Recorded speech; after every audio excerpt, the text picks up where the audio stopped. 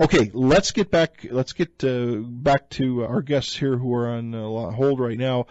Larry Holcombe, who's been on the show before, he is a writer. I'm going to let him talk about his bio because it is quite long, and Larry has done quite a bit. He's got a couple of books out. He's got a new book coming out, I believe, in March. We're going to be talking about the presidents and Roswell and the UFO Enigma and all kinds of fun stuff. We got a ton of questions sent in. So without any further delay, let's go ahead and get Larry on the phone. Larry, good evening. Welcome to Fringe Radio, my friend. Well, thank you, Pat. Great to be back with you again. Oh, it was great to have, time goes so quick. I remember when we were talking, believe it or not, Larry, about a year and a half ago about having you on. Year and a half is gone, and I said, I want to get you back on, and here it is, and you're back again. So time just doesn't stop for none of us. It moves very fast, unfortunately. The older you get, the faster it moves. I know. And by the way, I'd like to second your thought on tomorrow, December 7th, Pearl Harbor Day, and remembering all of the service folks that lost their lives there. And my wife and I before I retired, had a project going on Fort Island. We made a number of trips over to Honolulu and visited the memorial, and it was quite moving. I want to second what you said, and my best to all of the great people in the service that work so hard to protect us every day. Yeah, it's that's a place I've never been there, but it's on my bucket list of things to do, Larry. I want to get there. I would like to see the Battleship Row, and especially the USS Arizona Monument. Everybody that I talk to says once you get there, you will. It's something you'll never forget. You'll never forget. It's very moving. It's very moving. And to go on the Missouri, which overlooks the Arizona Memorial, is quite a moving experience. And we were fortunate. I had a project on Fort Island that allowed me to go over freely. It's very difficult to get over to Fort Island, especially today and nowadays. It was something we'll never forget. And went on the sub that picked up George H.W. Bush when he crashed, and they picked him up, and the sub that picked him up is there also. So it's quite a moving experience. The Arizona Monument. Can you see can you pretty much see the whole ship from that platform? You can't see the ship, but the memorial is built over top of it. What you can see is it still belches up oil. You see the oil from the ship that continues to rise to the surface, but you can't see the ship itself. Because the ship was quite damaged, wasn't it? Very much so. Yeah. I don't know what shape it's in now, and really they don't touch it. It's they tell you when you go to the memorial that it's to show a bit of reverence, and everybody the group I was with certainly did, because it's in essence a tomb. That has I don't know, a couple of thousand sailors that's entombed in that ship, and it really is quite moving. Anyone that can get there should make the effort. Yeah, and it's interesting. There's a lot of other. It's amazing that they were able to refloat so many of those vessels that took on such damage and put him back into active service, active duty. But there are some other ones, like one that you don't hear much about is named after this state. The USS Utah is beached up in some area, and I guess there's part of it left. There's quite a few ships that maybe not of the same size or caliber as the Arizona, but other smaller destroyers that laid waste, and there's parts and pieces of them still sticking out of the water. Yes, absolutely. Unfortunately, none of our aircraft carriers were there. Right. Which it was fortunate because they played a big role in our first major victory at Midway. Right. And had they been there, we would have been in deep trouble. But they were out of port and survived, and really played a part in turning the war in the Pacific around when we when we sunk all four the Japanese carriers that were attacking Midway. Exactly. Larry, we've got to take a quick commercial break for our other stations that break, and then on the other side we'll get started. We'll talk about UFOs and your new book coming out, and I'm looking forward to catching up with you. You're listening to Fringe Radio. Check us out at fringeradioshow.com. Larry Holcombe is our guest tonight, and we've got a great show lined up. Stick around for the next couple hours. It's going to be a lot of fun. Our guest tonight, Larry Holcombe. Larry, again, thank you so much for being here tonight. Delighted to be here. So, for our listeners that haven't heard of you before or heard about you before, didn't listen to the previous interview we had, why don't you give us a little background? Give us the backstory. It's so interesting. Well, I first became involved in UFO interest in UFOs back in, I guess, 1959, 1960, when I was a junior in high school and reading Donald Kehoe's books, Flying Saucers from Outer Space and Flying Saucers Are Real, I think, were the two titles that I read. And I was captivated by Kehoe's passion and his belief that the Air Force was not coming clean with what they knew about UFOs. Kehoe was a writer, retired. He was a retired Marine Corps major and an aviator, and he, after he retired, started writing, and he wrote for a number of publications, including True Magazine, which was a very popular men's magazine at that time. And the editor, Ken W. Purdy, asked Kehoe to come to New York. He had an assignment for him, and he wanted him to investigate the newly discovered phenomena called UFOs, or flying saucers. Mm-hmm. And Kehoe was reluctant to do it. He didn't believe in them, and he was reluctant to do it, but he took the job on anyway. And after researching it for about a year, and he had pretty high-level contacts in the Pentagon, he went from a disbeliever to a believer, and felt that the Air Force was, in fact, covering up a lot of what they knew. Anyway, I followed his work and then saw him appear on television on the old Armstrong Circle Theater to debate an Air Force officer. And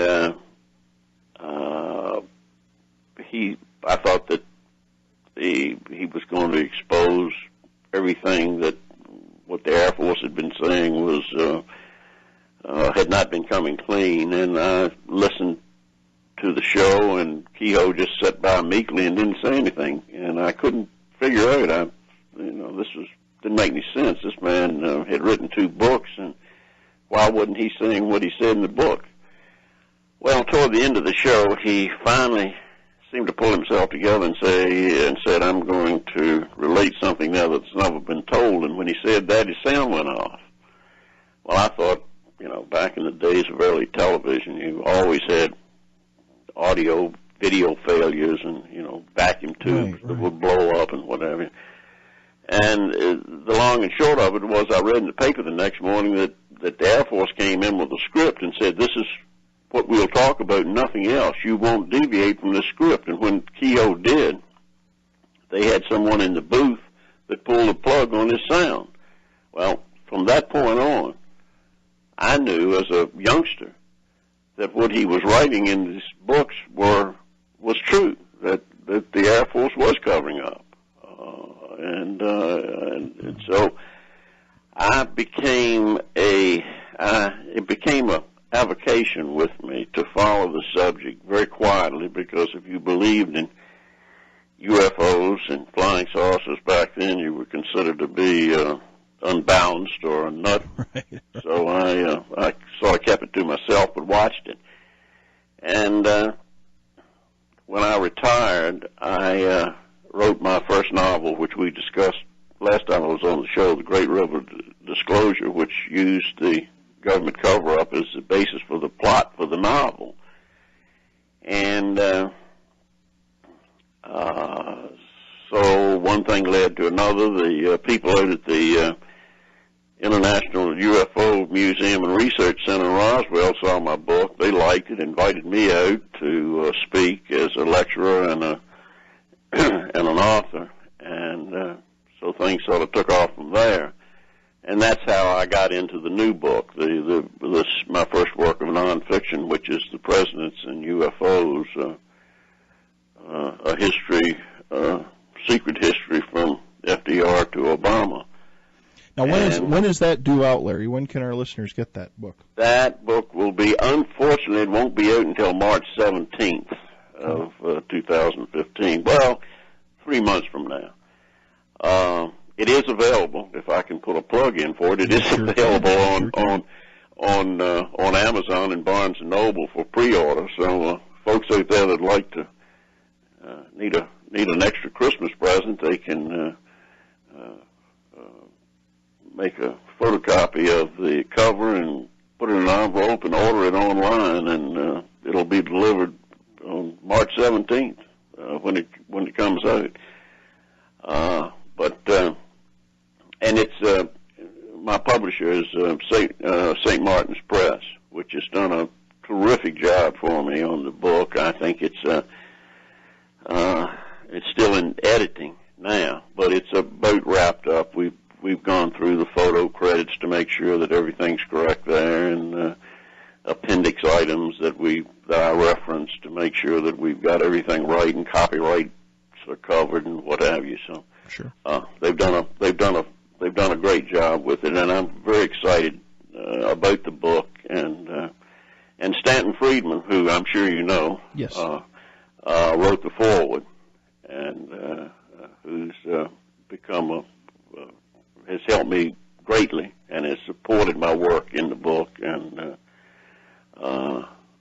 so it's very exciting to have a big time publisher and a very great agent working for me. The book is also been sold to Audible, which is a division of Amazon, which will be in audiobook format, and I just got a contract from my agent from an Italian publisher, which will for the book is being translated into Italian. So we're getting some European exposure.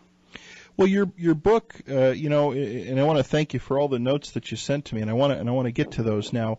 Like you said, this is you're revisiting so many of these subjects because a lot of these different events, if you will, if we want to call them that, they're in other books. There's been ufologists that have talked about them, and of course it seems like every ufologist, like Stanton Friedman, of course, we always tie him to the Roswell incident. We take Frank Frashino Jr. Tie him to the was it the Brackwoods Monster? I mean, they're all tied to something different. But what's interesting about this book, I've been very busy, but I've paged through quite a bit of what you sent me. It kind of highlights everything, and it's introducing it to a new generation and a new audience. because people hear about these things. We hear about Roswell, we hear about these different things. But sometimes it needs to be brought up again, and it needs to be taken, looked at from a different angle, a different perspective, and maybe I'm jumping my bounds, but you're giving it that little different perspective and representing it to people and educating people.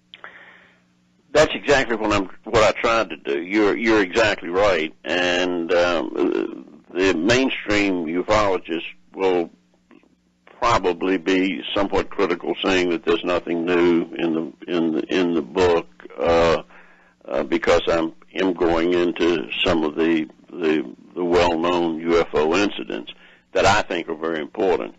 And in some regards, that criticism is correct.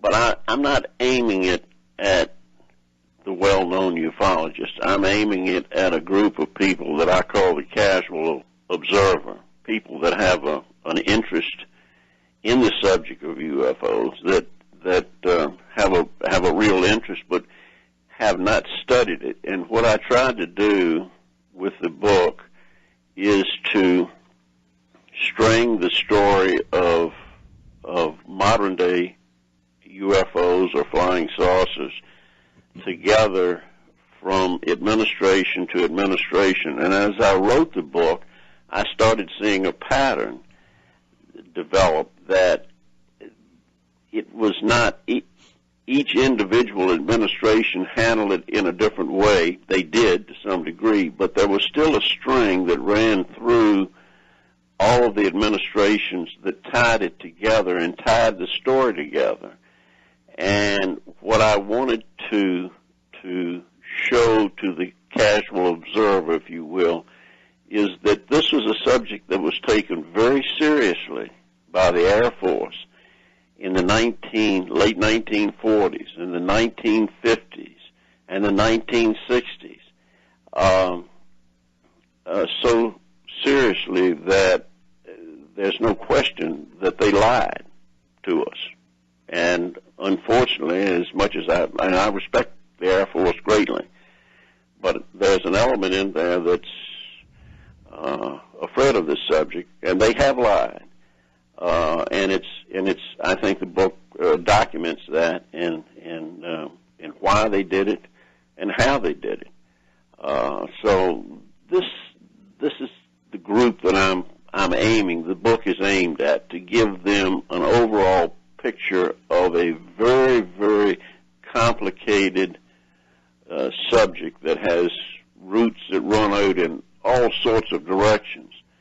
And my thrust is in the mainstream, legitimate, scientific area of UFOs. I stay away from the fringe, or try to. I mean, you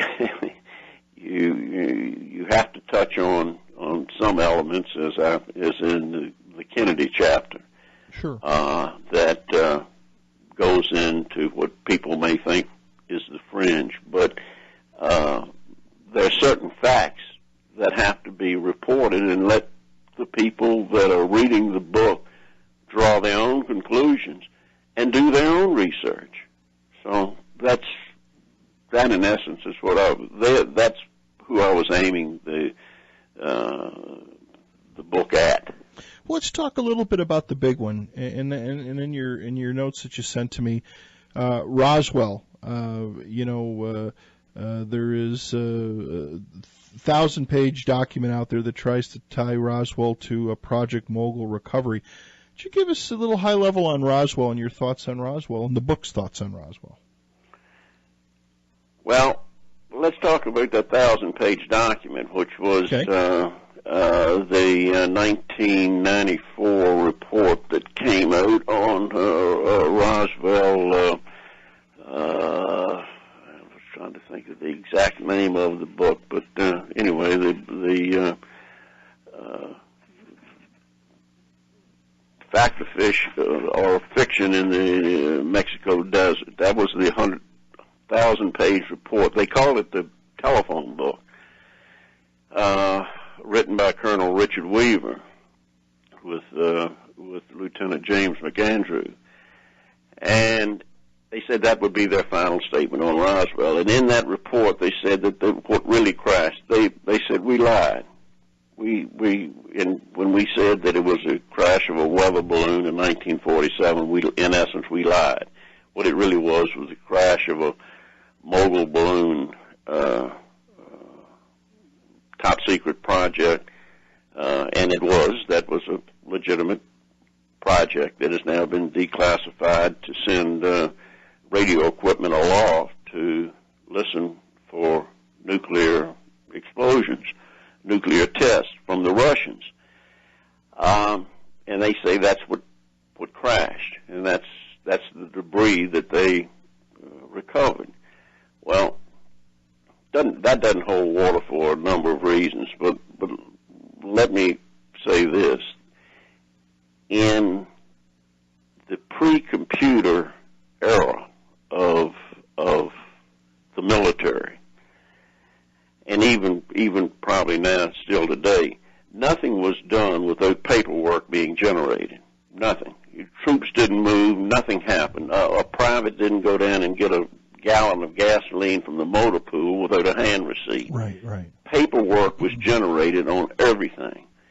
In this 1,000-page report, there's not one document, not one official document that has now been declassified that says Roswell was a mogul balloon event, and the authorization of moving troops to the Foster Ranch outside of Roswell to clean up this debris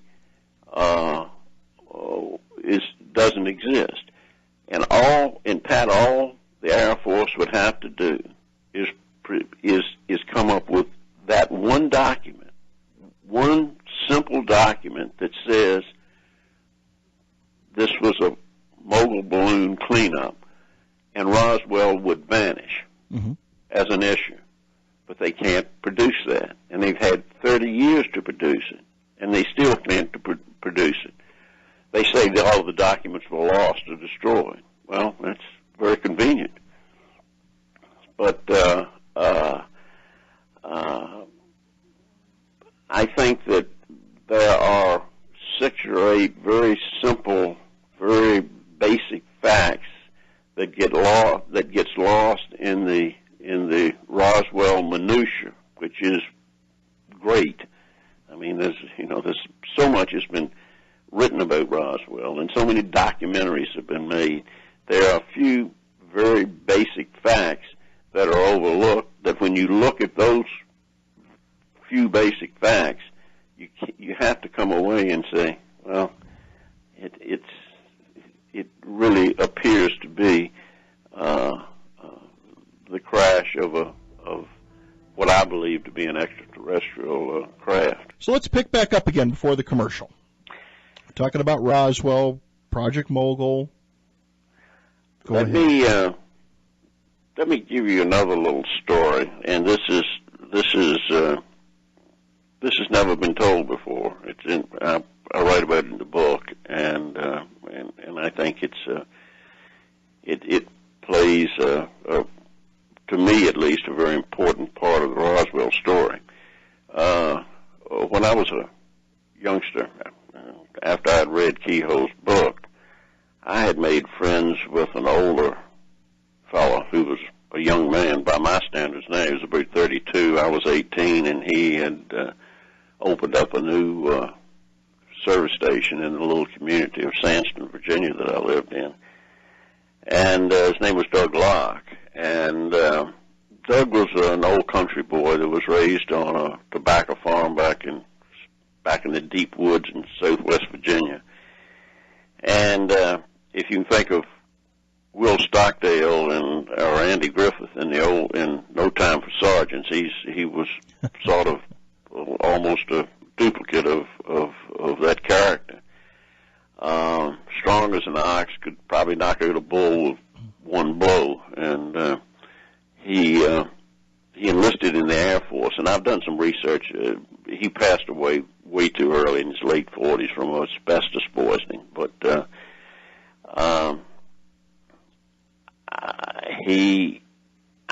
I think the dates are probably from 1950, and the date in the book that I wrote about it is probably wrong. I said 48 to 52, but I think he was in the Air Force from probably 1950 to 54.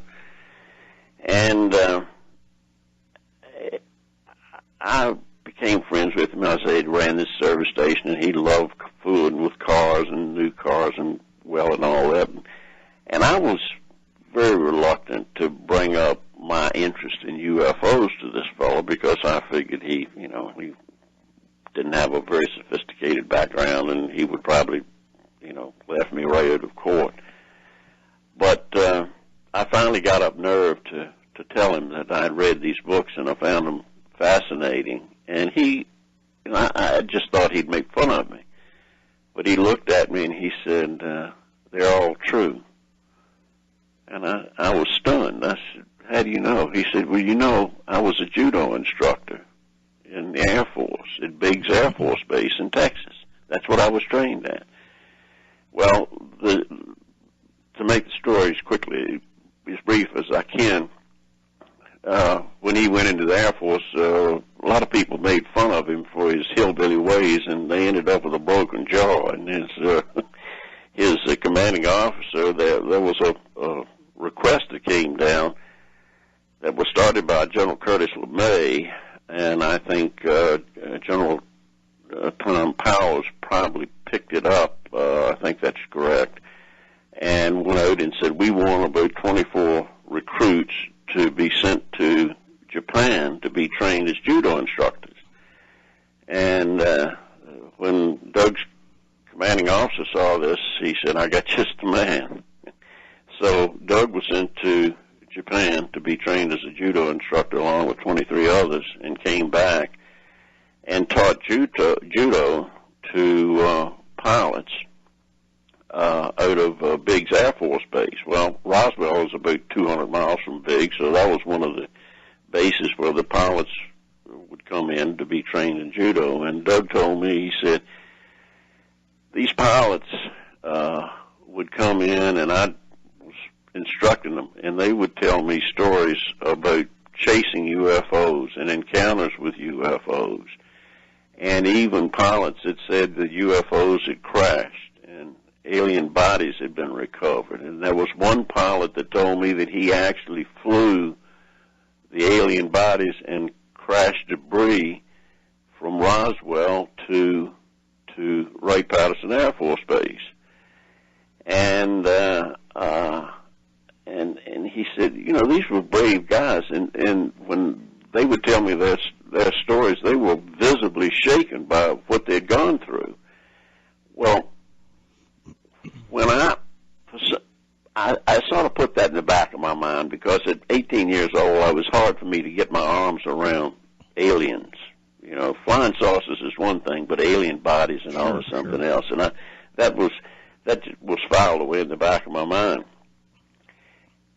In 1980, when the Roswell story broke, if you remember, there was no mention of Roswell between after the Air Force in 1947 said it was just a balloon crash, so there was no mention of it. I couldn't personally, when I saw that the Roswell story broke, I had known Roswell was an important place in ufology, but I couldn't remember why. I couldn't remember why it was so important to me, and nobody seemed to know about it until 1980. I went back and read Kehoe's books to see if I could find a mention of Roswell. It was nothing, but it was eating me up. I couldn't figure, why did I think Roswell was so important? And nobody knew about it. None of the big name researchers knew about it until 1980. Well, when I started writing my book, the book that's coming out, the fog lifted, and I started to recall the story Doug told me about the pilots telling him about sighting UFOs, and that Roswell was really the center of UFO, where they were taking all these UFOs, which makes sense because it was the home of the 509th Bomb Group, which was the only nuclear bomb group on the planet, and they had high security there. So then bits and pieces of the story that he told me started to fall into place, and I realized that I knew about Roswell before anybody else in ufology did. Not that that's a big issue, but what it does, in my mind, just adds another stamp of authenticity to the fact that Roswell was a true extraterrestrial event. Why do you think, Larry, a couple comments came in, if the government, whoever they are, knew about some of this technology and had a lot of this stuff at our disposal for many years, why do you think the big cover-up? I mean, do you think it's, at the end of the day, people have always, believed in what the government said and things were true and, what our officials told us? And do you think that they maybe got a little bit confused on some of these events, some of these things they found, and to now come forward and say, hey, we were wrong, we knew something, we didn't say nothing. It's kind of like discreditation. Do you think it's about just total discreditation of the government? I know I'm grabbing at straws here, but I'm trying to get at is why hide all this? Because I think that the technology that we found in these crafts was so advanced that we wanted to unravel and use for ourselves, for our own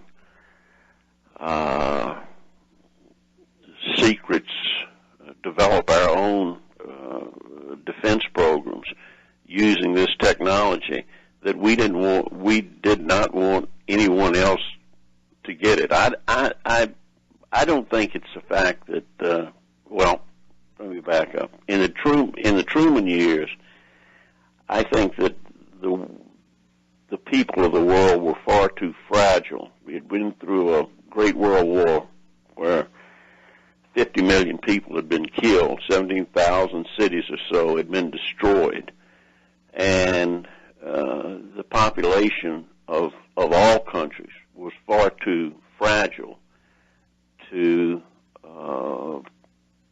be let in on a secret that there was extraterrestrial life visiting this planet. I think as time progressed and the technology that we found in these artifacts and recovered craft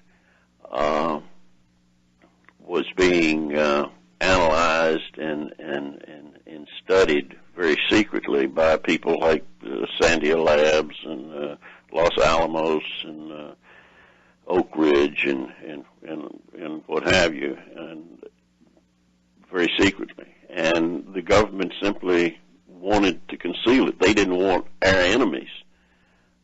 We'd gotten into a Cold War with the Russians, and you can't tell your friends, as Stanton Friedman says, you can't tell your friends without telling your enemies.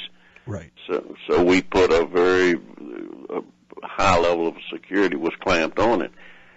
Now, as time progressed, and this is one of the parts of my book that I think is important, the power of the government, as Truman saw it as president, was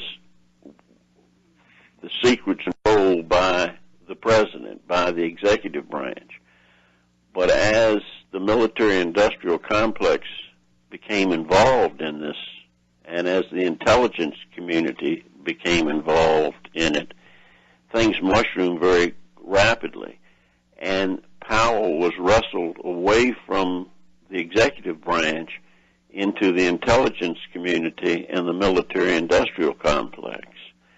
And at some point, a control group was organized, and I think Truman probably did that. I happen to believe that a lot of my fellow ufologists, if you will, don't agree with me, but I think that Majestic 12 probably did exist, whether it was Majestic 12 or Magic or whatever. I think that there was a control group of originally 12 very prominent people that had control of this. Now, that's probably, no doubt, has changed and enlarged over the years, but I think that buried within the government today, and starting back in the late Eisenhower administration, that there is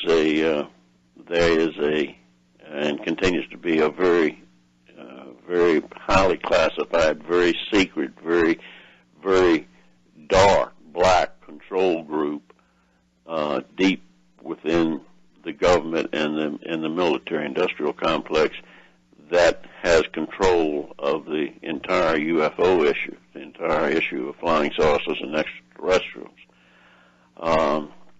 But I think, to answer your question, I think it's one of we want to keep the secrets within house. We want to keep this extraterrestrial issue a matter of secrets of state. Keep them to ourselves. Yes. Yeah, let me throw a couple questions out. That we've got an NBC news break coming up, Larry, and then we'll take a little break and we'll get right back into it because we got a ton of questions sent in, and I want to cover so much more. One question for you is: does Larry believe in the story that the government gave the UFO file to the Bilderberg Group while panicking over a UFO flap in 1952?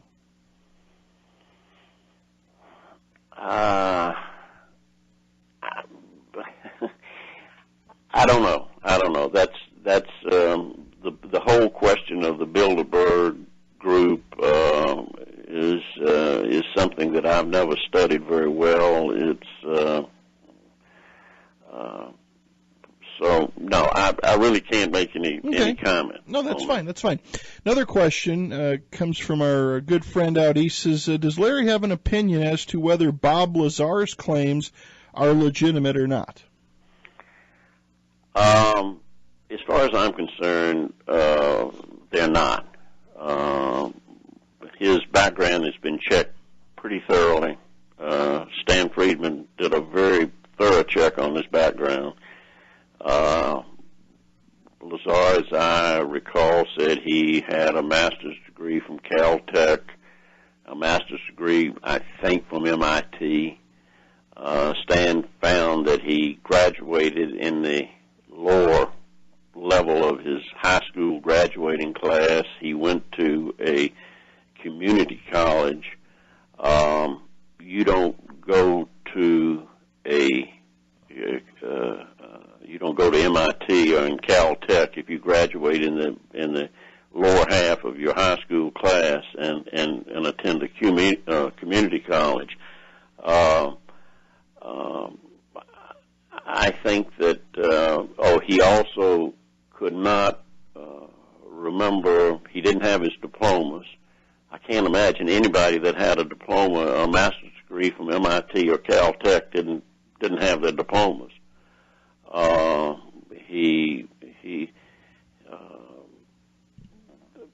In other words, I think he lied about that. No question, he's a very bright man.